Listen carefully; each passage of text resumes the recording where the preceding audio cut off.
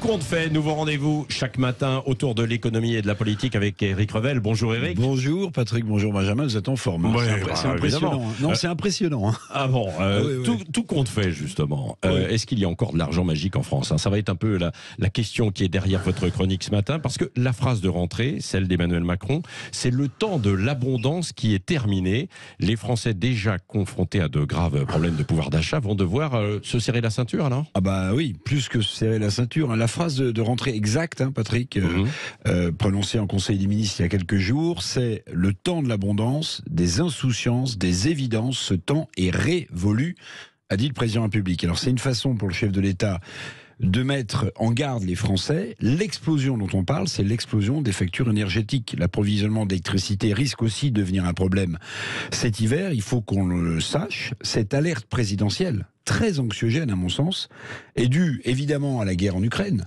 D'ailleurs, au passage, l'embargo sur le gaz russe ne met pas l'économie russe à genoux, comme l'avait souhaité de manière un peu présomptueuse Bruno Le Maire. C'est plutôt l'économie française qui bascule dans la récession. Regardez, tous les indices virent au rouge en France.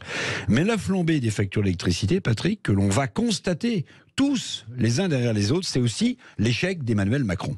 Pourquoi l'échec d'Emmanuel Macron? Parce qu'il n'est pas responsable de la guerre en Ukraine. Non, vous avez raison, mais vous vous souvenez sans doute qu'au début de son mandat, de son premier mandat, Emmanuel Macron était partisan alors de désinvestir la filière nucléaire. Aujourd'hui, cet échec tourne au fiasco. Je rappelle le chiffre, 32 réacteurs sur 56 de notre parc nucléaire sont à l'arrêt. Problème de sécurité, oui, évidemment, c'est important, problème de corrosion. Voilà aussi pourquoi notre facture d'électricité va exploser. C'est cet échec-là aussi qu'on paye, même si Elisabeth Borne, et c'est incompréhensible, promet que si ça flambe, eh bien l'État va compenser. Oui, c'est quand même curieux ce pas de deux, Éric Revel, parce qu'Elisabeth Borne dit aussi dans une interview que l'État ne laissera pas les factures d'électricité des Français s'envoler. Mais on se demande bien avec quel argent, parce que c'est la fin de l'abondance, a martelé Emmanuel Macron. Donc faut le comprendre quand même, non? Franchement, faut suivre. Franchement, moi je comprends pas grand-chose à cette politique de communication. Ou alors c'est un petit jeu, mais franchement qui n'amuse personne, vu l'état du pouvoir d'achat des Français. Emmanuel Macron parle, vous l'avez dit, de la fin de l'abondance, donc sans doute de la fin de l'argent magique.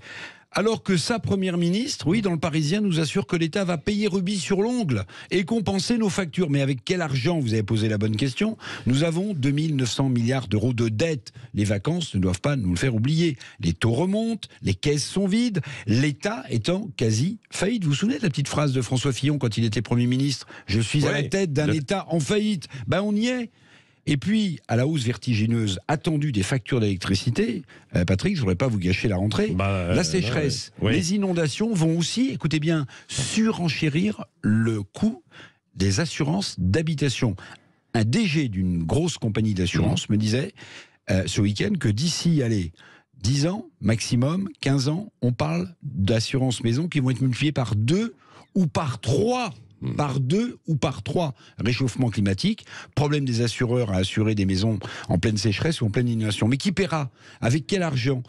Il y a longtemps, Monsieur le Président, si je peux me permettre, qu'une large partie des Français vit très loin de l'abondance. D'ailleurs, le problème devient européen, il faut aussi pas se le cacher. En Grande-Bretagne, par exemple, de plus en plus de foyers britanniques refusent de payer leurs factures.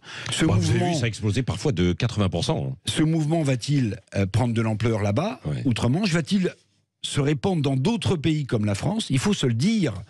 C'est l'heure de la rentrée, la crise sociale nous guette. Le gouvernement, au-delà des clins d'œil, des discours, le gouvernement français est sous une tension extrême. Merci Éric Revel. On reviendra justement aussi sur la rentrée politique tout à l'heure avec Arlette Chabot dans une bonne dizaine de minutes. Il y a comme un parfum d'élection, comme un parfum électoral en cette rentrée, nous dira Arlette Chabot. Et puis notre invité politique, c'est Philippe Juvin des Républicains qui sera avec nous à 8h15. Et puisque vous avez parlé aussi d'argent, mon cher Éric, est-ce que l'on consomme trop finalement? C'est une des questions que l'on se pose.